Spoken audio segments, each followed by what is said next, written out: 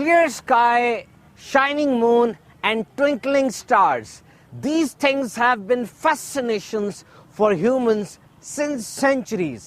یہ کھلا آسمان، چمکتا ہوا سورج اور ٹمٹماتے تارے ہمیشہ سے ایک دلچسپ موضوع رہا. And there was a question، ہمیشہ سے سوال یہ رہا کہ اوپر کیا ہے؟ What is up there؟ زمین پر تو 7.5 ارب انسان بستے ہیں، 70 لاکھ مختلف اقسام کے جانور اور پودے موجود ہیں. These 7 million different species of animals and plants are there. But what is up there? اوپر کیا ہے؟ This curiosity has led to the formation of subjects like astronomy and space science.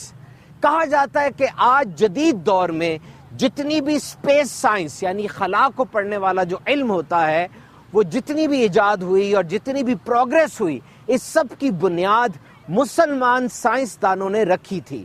9ویں صدی میں ایک اکیڈمی بنائی گئی جس کا نام تھا دی ہاؤس آف وزڈم، اور یہاں پر باقاعدہ سیاروں کی، سورج چاند ستاروں کی تعلیم دی جاتی، ان کے بارے میں پڑھا جاتا اور ریسرچ بھی کی جاتی تھی. اور آج اسپیس انڈسٹری کی ورتھ 500 ارب ڈالر سے زیادہ ہے. FAI کے مطابق جو سٹینڈرڈ ہے، ایک شپ، ایک جہاز جو زمین سے 100 کلومیٹر اوپر چلا جائے تو اس کو سپیس فلائٹ کہا جاتا ہے، اور دنیا کے تمام ممالک اس معیار پر متفق ہیں. اس حساب سے ابھی تک 568 لوگ وہ سپیس میں جا چکے ہیں، سپیس فلائٹ کر چکے ہیں، اور ان کا تعلق دنیا کے 41 کنٹریز سے ہے.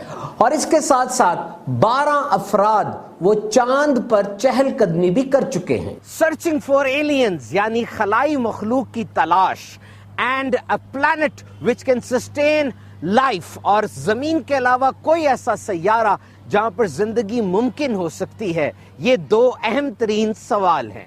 ابھی 30 مئی سن 2020 کو ایک خلائی جہاز فیلکن 9 ڈریگن وہ خلا میں گیا.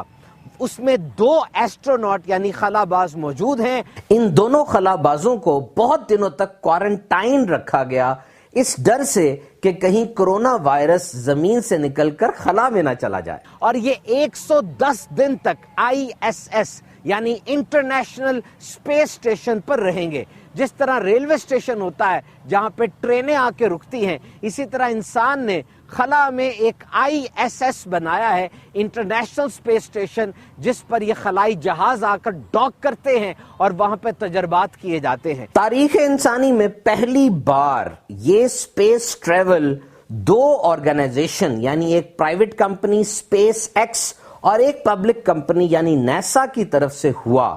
اور اب اس پروجیکٹ کی کامیابی کے بعد مزید نئے پروجیکٹس کے دروازے کھلیں گے. فیلکن 9 ڈریگن اس وقت ISS کے اوپر ڈاک کر چکا ہے. قرآن مجید میں ارشاد ہوا، اے انسانوں اور جنوں کے گروہ، اگر تم سے ہو سکے کہ آسمان اور زمین کے کناروں سے نکل جاؤ تو نکل جاؤ. تم نکل کر جہاں جاؤ گے اسی کی سلطنت ہے. وہ قادر مطلق ہے، غنی بذات ہے اور مالک کل ہے. اور یہ سب اس کی قدرت کے بہترین نظارے ہیں. اللہ عز و جل ہمیں قرآن مجید پڑھنے اور اس میں غور و فکر کرنے کی توفیق عطا فرمائے.